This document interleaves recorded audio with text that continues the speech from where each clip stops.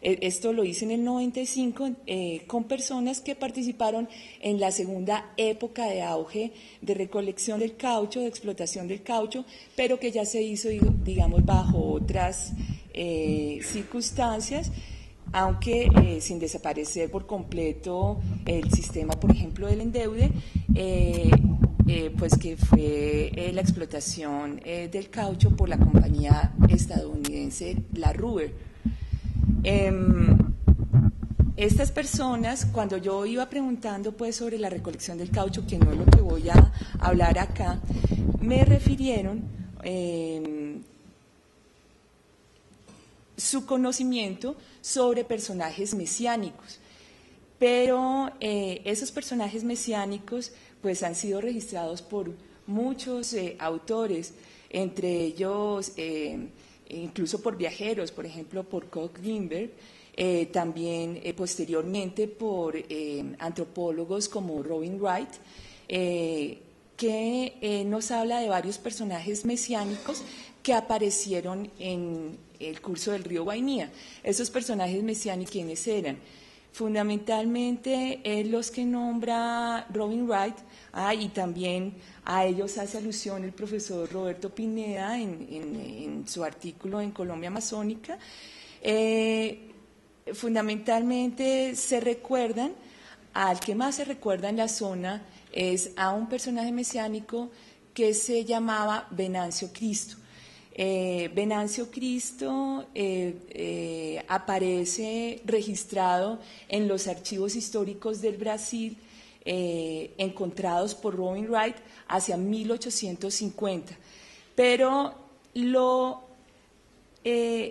realmente lo que me produjo a mí gran interés es que las personas que entrevisté, entre ellos pues indígenas, también colonos, también comerciantes de la zona y de las diversas poblaciones y comunidades indígenas, recuerdan a Venancio Cristo, pero lo ponen a vivir, o sea, lo trasladan en el tiempo y realmente vive para ellos entre 1813 y más o menos la primera mitad de, o sea, 1920, 23, 25, época en la cual pues estaba presente la explotación y el régimen del terror liderado por el coronel Tomás Funes.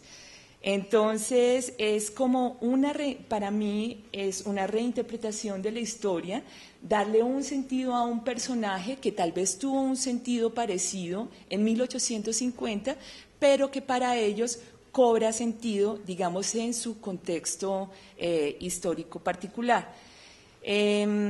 Hablando de Venancio Cristo, bueno, eso, vamos, después vuelvo a Venancio.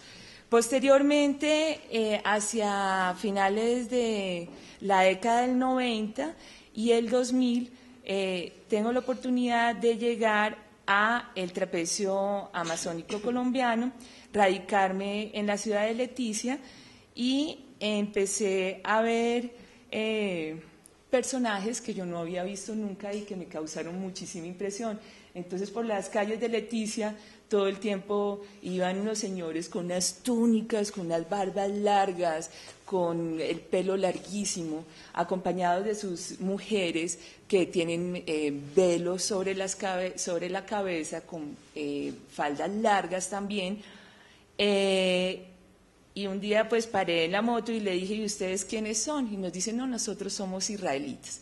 Entonces empecé a averiguar quiénes eran esos israelitas. También vi, incluso antes de radicarme en Leticia, en la década del 90, cuando conocí Leticia, había otros personajes muy parecidos que existieron en esta zona antes que los israelitas y que fueron los famosos, y que siguen siendo los famosos crucistas. También personas que llamaban la atención por su forma de vestir, las mujeres sobre todo con velos, faldas debajo de la rodilla, ¿no? Y los hombres, hay veces normales, pues normales me digo pues vestidos normalmente como se ven las personas en todos lados, pero muchas veces con uniformes, entonces eran los crucistas. Entonces dije, bueno, pues qué bueno ver, tratar de ver y comparar estos movimientos mesiánicos que había tenido la oportunidad a mediados del 90 de conocer en la zona del Guainía y actualmente pues una investigación que continuó, pero ya en la zona del trapecio amazónico. Hablando de Venancio Cristo, entre todos los personajes que se nombran, que son muchos, Robin Wright habla, por ejemplo, de Venancio Cristo, de 3 seguidores de Venancio Cristo, que son Santa María, San Lorenzo y Padre Santo. Luego habla 10 años después de Aniceto sobre el Baupés y sobre el CIE, y posteriormente dice que los franciscanos también se tomaron como personajes mesiánicos hacia 1880 y finales del siglo XIX. Y finalmente también contrasta la llegada de una misionera bautista perteneciente pues a las nuevas tribus, que se llamó Sofía Müller. Llegó hacia 1944 a la zona del río Guainía, específicamente a la comunidad de Cejal, y ese personaje, que es bastante complejo, odiado por muchos antropólogos y amado por muchos indígenas en la zona, también adquiere unas características mesiánicas. Entonces, en ese recorrido que hice, oí hablar y registré varios testimonios orales de los indígenas y de los comerciantes sobre Venancio. Se dice, pues, me refiero también a lo que explica Robin Wright sobre Venancio Cristo. Venancio Cristo nace en la población de Maroa o en la población de San Carlos, él no lo sabe, sobre el río Negro y Maroa, aquí no tengo Maroa, que es sobre el río Atapu, si no me equivoco. Maroa queda sobre el río Guainía. Bueno, ¿qué pasa con Venancio? Venancio fue educado por los curas y trabajó como aserrador, y posteriormente también trabajó como funcionario en la zona de Venezuela. ¿Qué pasó con Venancio? Venancio cayó en el sistema del endeude, no pudo pagar su deuda como aserrador y lo encarcelaron. Y después dice Robin Wright también que Venancio sufría de catalepsia. Entonces, en un ataque de catalepsia así que quedó como medio muerto, luego volvió de su ataque de catalepsia y dijo que había estado durante ese trance con Dios, que Dios lo había llamado y que Dios le había encomendado la misión de predicar su palabra, de bautizar, de casar a la gente que vivía en común, pero fundamentalmente, y eso es lo que interesa, le dijo que tenía que evitar que las personas, los indígenas o las personas de la zona, incluyendo a todas, no trabajaran para el blanco, ¿no? No trabajaran para el blanco, ni para el blanco comerciante, ni para el blanco extractor, ni para ninguna empresa que tuviera que ver con la extracción. Entonces, ¿qué hace? Él organiza a las poblaciones, las dirige a grandes grupos de población, los dirige hacia el interior de la selva.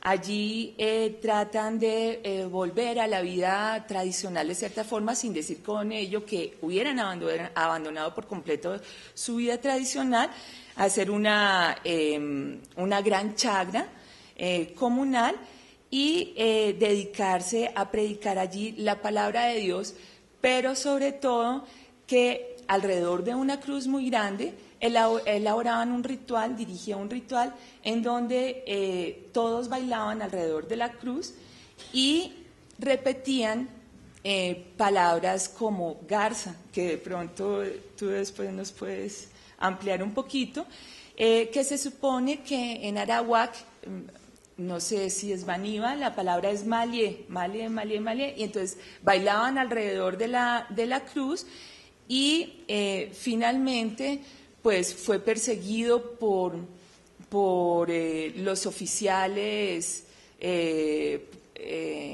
institucionales de la policía venezolana.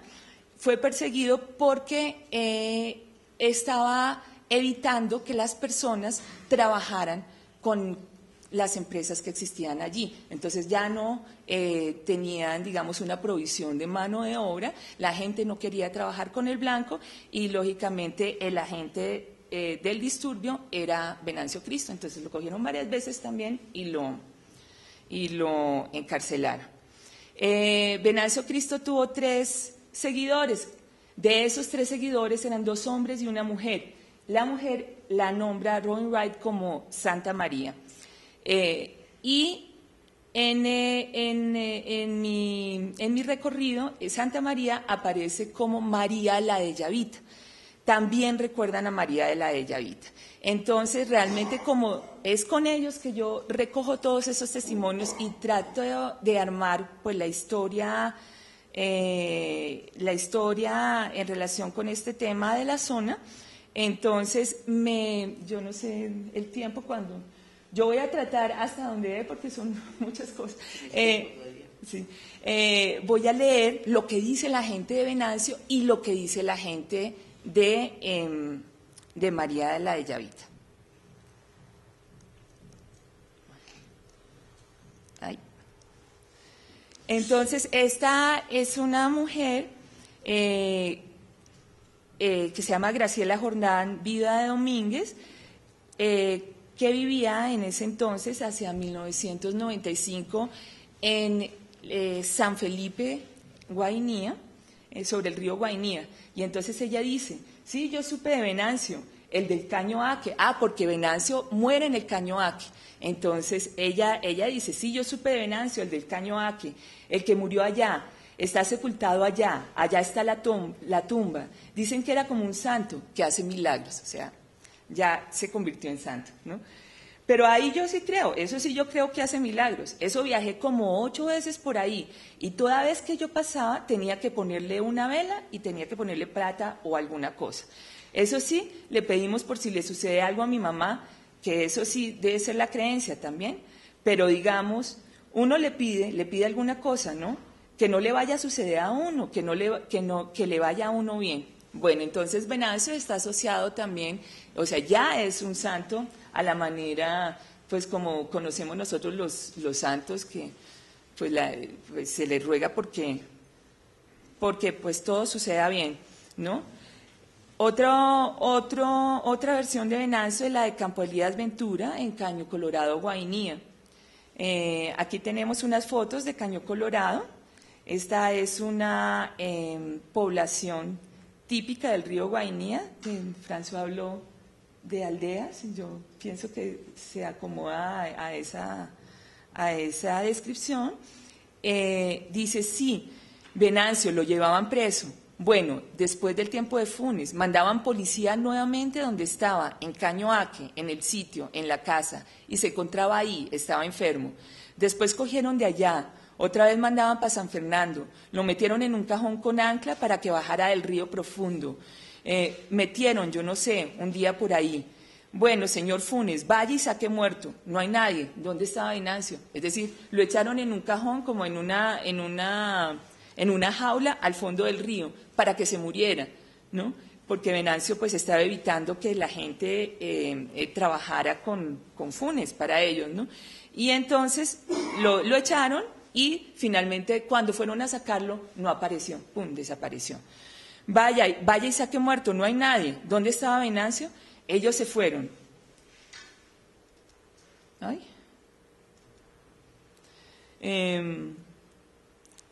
Bueno, después cuando está cansado de molestar, usted tiene que dejarme libre porque yo no hago nada malo para usted. Bueno, está tratando de explicar a Venancio Cristo.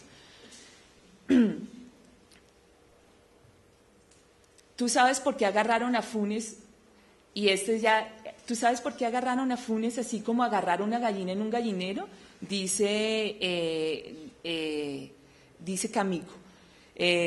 Porque yo tenía una tía aquí en Bellavista, porque sabía casi, así como dice tú, Venancio Cristo, porque sí sabía esa que adivina, ya la había mandado a buscar para mandarla a matar. Entonces dijo, van a agarrar a Funes en estos días, como agarrar a una gallina en un gallinero.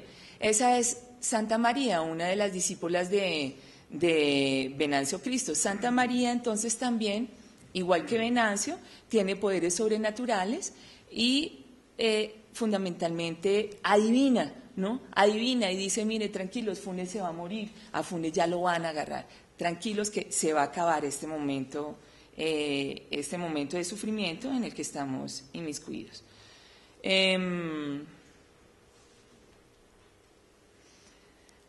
Hablando también de María Horacio Camico, en Maroa, Venezuela, dice, María murió aquí mismo en su pueblito, en el pueblo de Yavita. Era prima de finada mi abuelita, era guarequena, hablaba esa lengua. O sea, María ya también, o sea, tiene un parentesco directo con la gente de Yavita. Tenía su casa, sus anticos, ella rezaba como los padres. Una vez que le dio un ataque, 2 días, 3 días, entonces le dijo a ella, cuando me muera no me vayan a velar un día, vélame 2 días, y a los 10 días apareció un librito abajo de ella que le diera a Dios. Esta parte lo traje porque es muy interesante que en la zona se le da un valor muy grande a la palabra escrita, es decir, lo que esté escrito, si la Biblia está traducida ya de por sí, traducida a su idioma y está escrito, o así no esté traducida en su idioma, esté escrito en español y se le muestre, aquí está el libro que dice que lo que yo estoy contando es verdad, la gente cree, o sea, la palabra escrita es para la gente allá un hecho de verdad, de veracidad. Fuera de eso, lo que era una fiera, lo que sabía de pecados, eso sabía mucho, ahora hace milagros, sí hace bastantes, todavía tiene una casita donde murió, allá van, entonces a María también le prenden velas, igualito que a Venancio.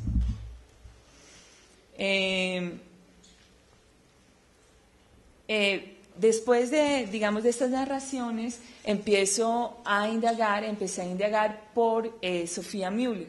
Sofía Müller también se recuerda mucho en la zona, porque Sofía Müller llegó muy joven desde Estados Unidos y empezó a predicar, su doctrina evangélica bautista fundamentalista entre las comunidades indígenas del río Guainía inicialmente, luego va al río Inírida, luego al Orinoco, ¿no? y posteriormente hacia Lizana. Y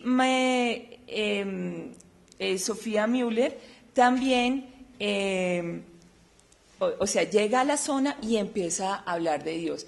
Pero ¿qué hace Sofía Müller? Sofía Müller primero pues niega por completo, o no por completo, niega en algunos aspectos, ella convierte a los indígenas en primera instancia. Aprende el curripaco, ¿cierto? Traduce la Biblia al curripaco y los enseña a leer y a escribir.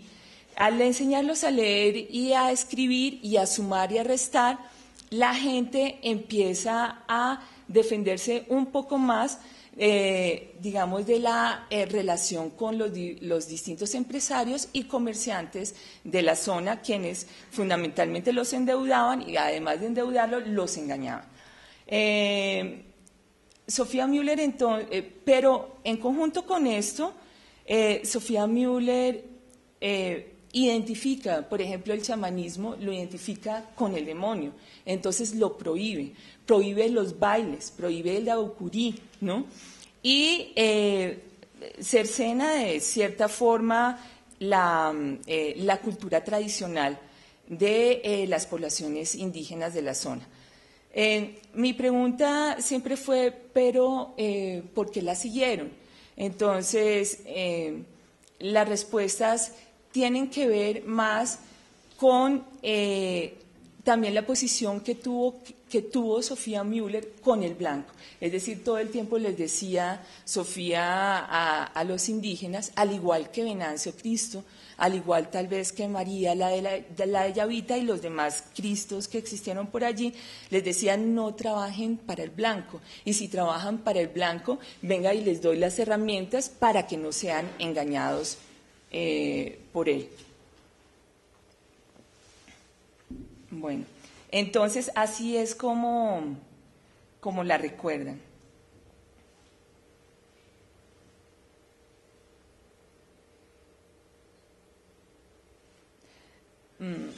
La primera parte no la alcanzo a ver.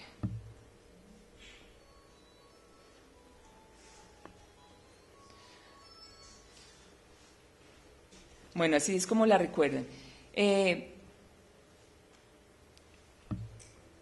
Dicen, vienen del Brasil para acá, o sea, hay grandes reuniones durante el año evangélicas organizadas por Sofía Müller y luego posteriormente por otros pastores evangélicos como Juan Muñoz que estuvieron por la zona. Dicen, vienen del Brasil para acá, van para el Brasil de aquí para dictar conferencias, están en Brasil y así, mira, ella acabó con su dabucurí que tomaba mucha cosa. Sofía mejoró mucha cosa que sirve mejorar la vida de ellos, porque hablaba la verdad, decía que es palabra de Dios y explicaba bueno. Por ese entonces la gente creía en la palabra de Sofía. En Colombia hay un capitán que explica la palabra de Dios. Ahora están tranquilos, no hacen más brujería porque Sofía dice, Dios no quiere así. Entonces, mucha cosa que dejaron desde esa vez. Baja mucha gente cuando hay conferencia, casi 15 días a comer, a jugar. Llega la hora que viene capitán, explicación de la palabra de Dios de capitán, se vienen esos muchachos. Evangelio, eso es bueno porque muchos muchachos dejan de beber porque los padres de ellos los obligan. Ha mejorado la vida de mucha gente. Y esta es la versión, por ejemplo, que tienen los blancos sobre Sofía Müller. El problema es que los indígenas no quisieron trabajar con los blancos, sino todos era seguir a Sofía en sus cultos y hacer sus fiestas de ellos que hacían y ya no quisieron trabajar más.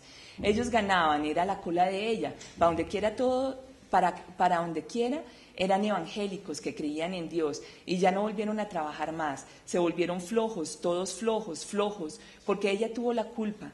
Ella no debía haberles dicho que no trabajaran, entonces ella hizo mal en decirles que no trabajaran con los blancos, porque los blancos lo robaban, eso les decía, que los blancos lo robaban. Entonces, claro, todos los indios le creyeron y no volvieron a trabajar con los blancos, no se conseguía personal. Otro, pero siempre con esa manifestación de rechazo hacia nosotros, hacia los blancos. Nos veía como el demonio, como el diablo. Pero después comencé a conocerla mejor y respetarla e inclusive admirar el trabajo que hacía, porque creo que a pesar de muchos errores tenía muchas cosas muy positivas en el trabajo que ella hacía. Yo admiro a Sofía Müller, como también le rechazo su misticismo y siempre ese espíritu de confrontación que ella hizo entre el colombiano o el blanco o el criollo o de cualquier otro país con el indígena, porque siempre presentó a todo lo que tuviese que ver con el gobierno fuera de Colombia, Venezuela o Brasil como la parte negativa, la parte del demonio, que únicamente la parte de salvación, las cosas buenas solo estaban al lado de ella. Entonces yo veo en ello una falla tremenda. Otra cosa que me parece aterradora es que ella castró la tradición porque por el hecho de presentar a Cristo como la verdad máxima, entonces le prohibía, porque decía que todo lo que no fuese Cristo era del diablo, sacrificando así centenas de años de cultura y tradición. Este es Matías Vázquez González, esta es la casa de Funes en San Fernando de Atabapo. Bien, entonces tenemos este tipo de manifestaciones de líderes carismáticos de tipo mesiánico en el norte, en el noroeste amazónico. Posteriormente, entonces empecé a trabajar las últimas dos manifestaciones, o sea, manifestaciones mesiánicas en la zona del Medio Amazonas, también ha habido muchos. Entre ellas, por ejemplo, Goulart nos habla de 9 manifestaciones mesiánicas, movimientos mesiánicos diferentes, entre los cuales hay 3 movimientos mesiánicos que reporta Nimon Dayu en el libro de los Tikuna. Entre esos movimientos mesiánicos son de varias características. Tal vez los primeros tienen que ver más con la tradición indígena y tienen que ver, generalmente son movimientos liderados por jóvenes Tikuna que en cierto momento de su vida tienen una, digamos, una comunicación con los denominados inmortales de los Tikuna y que les avisan que realmente va a haber una catástrofe, una inundación o un cataclismo y que deben huir hacia el interior de la selva y que los que se van a salvar son los indígenas y que los blancos también van a morir, o los neobrasileros, como los denominaban Nimon Dayu, van a morir durante ese cataclismo.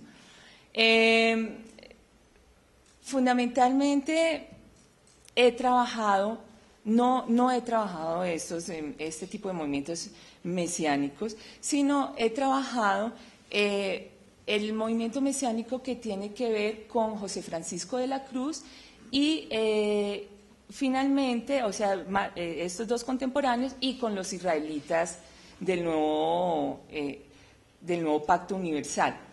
El profeta José Francisco de la Cruz, el movimiento mesiánico dirigido por el profeta José Francisco de la Cruz fue trabajado por 2 antropólogos, pues a profundidad. Uno es Ari Pedro Oro, para el caso que hace todo su análisis y su trabajo para el caso brasileño, y el otro es Óscar Agüero, para el caso peruano. ¿Quién fue José Francisco de la Cruz? El profeta José Francisco de la Cruz,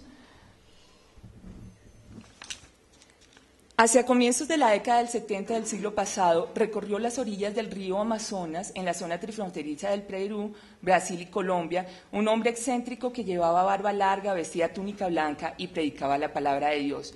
Cuando llegó a la región, este hombre, que se daba a conocer como el hermano José Francisco de la Cruz, llevaba ya más de 10 años de peregrinación.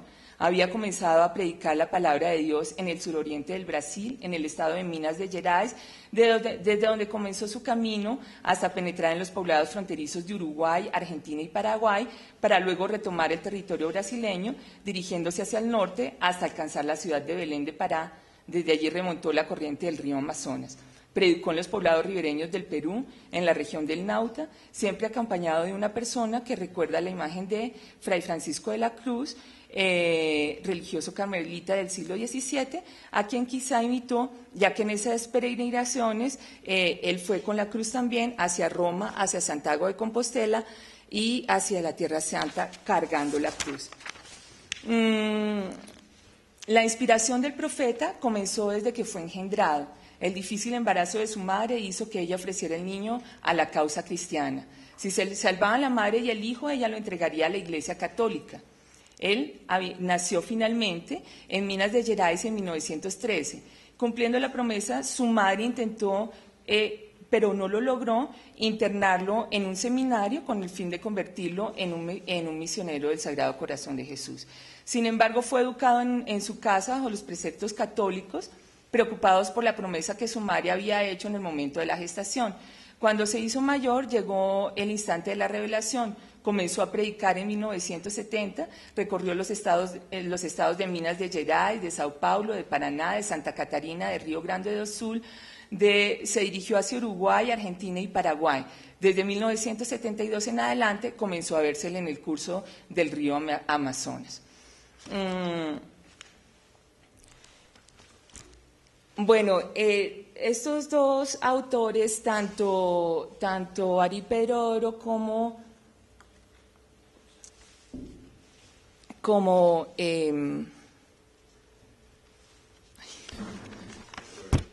Óscar Agüero, pues gracias, como Óscar Agüero, los dos autores relacionan, digamos, ¿qué hizo Francisco de la Cruz? Francisco de la Cruz también reveló la palabra de Dios de comunidad en comunidad.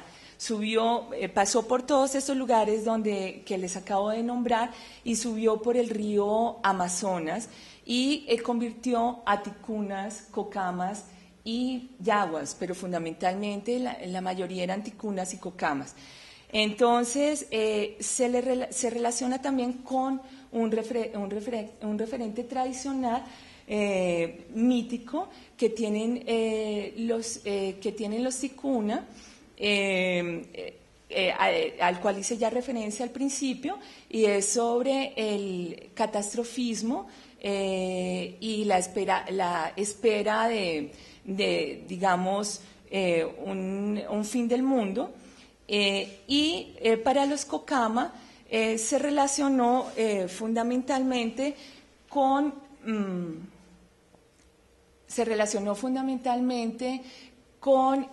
las migraciones de los tupí guaraní, las migraciones en busca de la tierra sin mal que pues Metro dio a conocer en 1952. La gente de la región, bueno, pero mi pregunta entonces es, ¿qué hizo Francisco de la Cruz? Predicó la palabra de Dios, ¿cierto? Reunió a las comunidades y fundó nuevos poblados de tipo crucista, los organizó. Esos poblados de tipo crucista existen por toda la orilla peruana del río Amazonas, del río Yavarí y también por por los diversos ríos amazónicos del Brasil. ¿Qué pasó en la orilla colombiana? En la orilla colombiana no dejaron entrar a Francisco de la Cruz, no lo dejaron entrar, pero ¿qué hacía la gente? La gente sabía que había un Cristo, que lo llamaban el Cristo, que estaba predicando la palabra de Dios y la gente se cruzaba a la orilla del río Amazonas para escucharlo sobre el río, en la otra orilla del río Amazonas, en comunidades, por ejemplo, peruanas, y allí, atendiendo a su palabra, lograban, ellos se convertían al crucismo. Pero como él no pudo entrar, lo que hicieron es que la gente de la orilla colombiana llevaba una cruz muy grande. El precepto de Francisco de la Cruz es que erigió, digamos, cruces que miden aproximadamente 4 metros de altura. Entonces la gente llevaba sus palos, organizaba la cruz y Francisco de la Cruz las bendecía. En el momento en que las bendecía, las llevaban a la orilla colombiana y dentro de las comunidades indígenas las sembraban o las colocaban dentro de las comunidades indígenas. Alrededor de esa cruz, las comunidades colombianas, dentro de la orilla colombiana no hay comunidades crucistas, pero sí hay cruces. Y alrededor de esas cruces hay unas cuantas personas que se adhirieron pues a Francisco de la Cruz. La gente recuerda perfectamente a Francisco de la Cruz, recuerda cómo hablaba, recuerda y explica por qué se convertía. Entre estas narraciones encontramos una de Gabriel Farías en Villanueva, en el municipio de Puerto Nariño, que dice: Francisco de la Cruz fue inspirado en el seno de su madre, en el vientre, mejor dicho. Él fue inspirado, eso fue como una promesa que le hizo a la mamá, porque la mamá estaba embarazada y estaba grave de salud, que se moría. Entonces vino un tío de ella y habló con ella. Dijo, porque era una familia bien religiosa. Entonces vino el tío y le dijo, porque usted no hace una promesa con el corazón de Jesús para que se sane esta enfermedad y que nazca el niño, entonces cuando esté más grandecito, usted lo entrega a una iglesia, para el que sea, el corazón de Jesús, mejor dicho. Entonces se fue, entonces hizo la promesa y ella se sanó. Entonces, cuando el niño José Francisco de la Cruz tenía 9 años, ella lo llevó donde un cura. Entonces, en ese tiempo, que eran los tiempos de la gripa española, esa enfermedad que había, entonces el cura estaba de viaje por Canadá en el tratamiento. Se sentía con paludismo, todo eso. Entonces fue y no pudo recibir al niño en la iglesia. Entonces él quedó por ahí, se fue con los tíos a trabajar por la siringa. Por ahí, como el tío sabía leer un poquito, le enseñó a firmar el nombre de él, todo ahí. Él siguió creciendo, después se volvió cuidador de niños, de niñitos pequeños, de niñitos. Así creció. Entonces cuando ya tuvo, como en el 44, entonces viene y recibe. Él fue nacido en 1913. Él tuvo la primera revelación en el 44. En ese tiempo no había nacido yo todavía, pero la primera revelación que él recibió, una voz del cielo que le habló, ¿cómo te has entregado al corazón de Jesús? Entonces demuestra una cruz roja donde diga, José, esta cruz, cuando el mundo sea insolado, esta cruz será la salvación de la humanidad. Y enseguida apareció una Biblia abierta del cielo, y entonces esta Biblia, llévela a enseñar a todas las naciones durante 3 días seguidos. Le apareció eso, entonces de ahí él comenzó desde el 44. ¿Por qué la gente...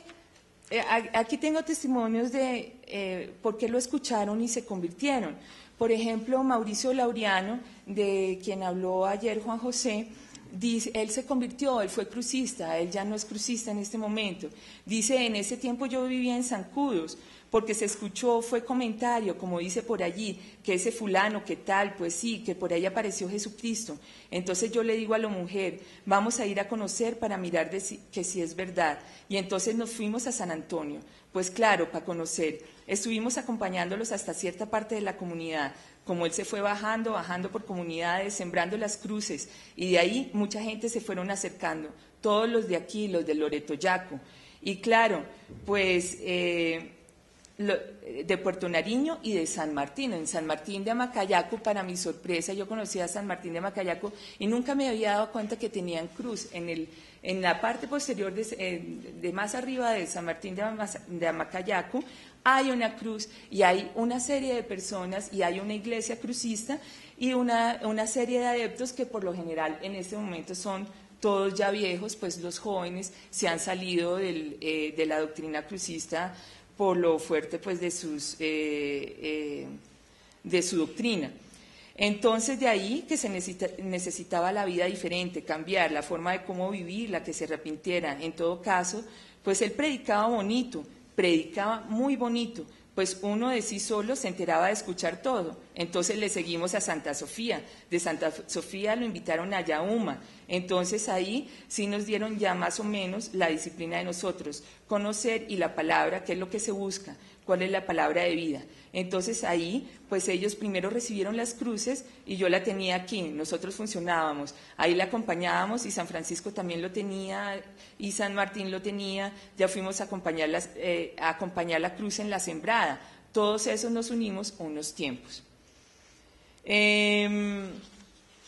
Bueno, pues me queda muy poco tiempo y realmente yo quería abarcar mucho y contarles muchas cosas frente a esto, a la fundación pues de las diferentes comunidades crucistas.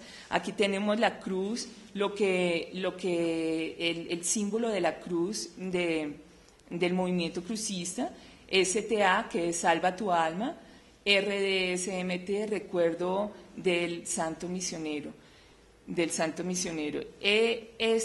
Esta es una iglesia y una comunidad crucista, de una comunidad que tuve la oportunidad de conocer en el Yavari, invitada por Jean-Pierre, que se llama Canaán de la Nueva Esperanza. Genera este tipo de iglesias. Cuando existe cruz, en el caso de Colombia existe solo la cruz y la cruz pues está rodeada de una cerca, Pero en el caso de las comunidades crucistas, de los pueblos crucistas, de los ríos Amazonas, Yavarí y algunos afluentes del río Putumayo, ya en zona brasilera, las comunidades se organizan alrededor, o pues no alrededor, pero sí todas estas comunidades tienen una iglesia, que es la que se está mostrando aquí, y su cruz. Y al frente de la iglesia están las banderas. Aquí no está la bandera crucista, pero pues debía estar, y la bandera peruana.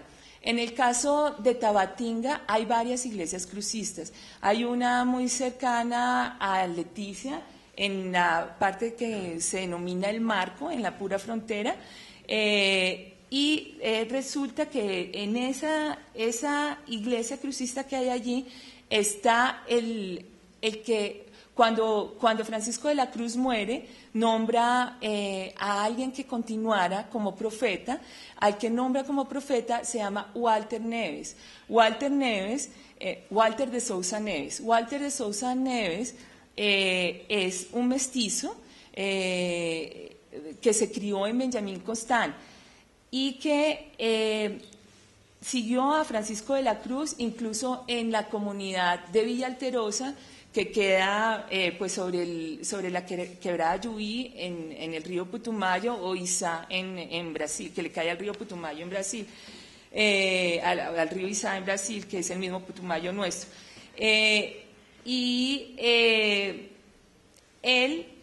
Villa Alterosa, en la época de Francisco de la Cruz, era el centro del crucismo.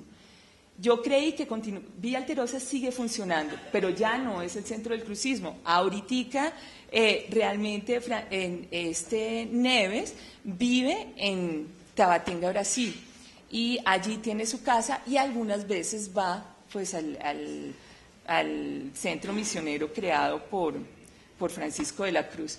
Bueno, son millones de cosas. Tenía los israelitas también, pero pues realmente no da el tiempo.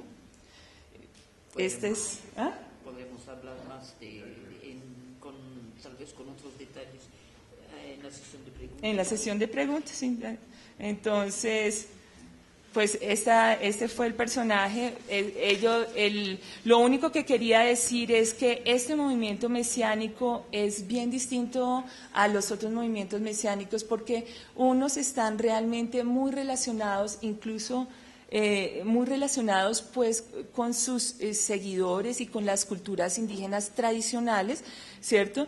Mientras que el movimiento israelita se origina en la sierra peruana y baja hacia el Amazonas, haciendo fronteras, creando realmente con el programa gubernamental de la época de Fujimori, de Fronteras Vivas, ¿cierto? Y se crean poblados allí. Son campesinos fundamentalmente serranos, aunque también, digamos, hay personas mestizas, hay muchos que hablan la lengua aymara y la lengua quichua, sin embargo, dicen somos mestizos, somos campesinos, son fundamentalmente campesinos. Y en Colombia he trabajado los israelitas en la zona del río Calderón, que son campesinos que fundamentalmente vienen del interior. Cuando yo les pregunto, bueno, ustedes están en una zona fundamentalmente indígena, ¿hay indígenas dentro del movimiento? Todos dicen, no hay indígenas en el movimiento, o si acaso dicen, sí, hay uno, Juan, es ese, uno pues entre cientos. Y bueno, pues en alguna otra ocasión. Muchas gracias. Gracias. Okay.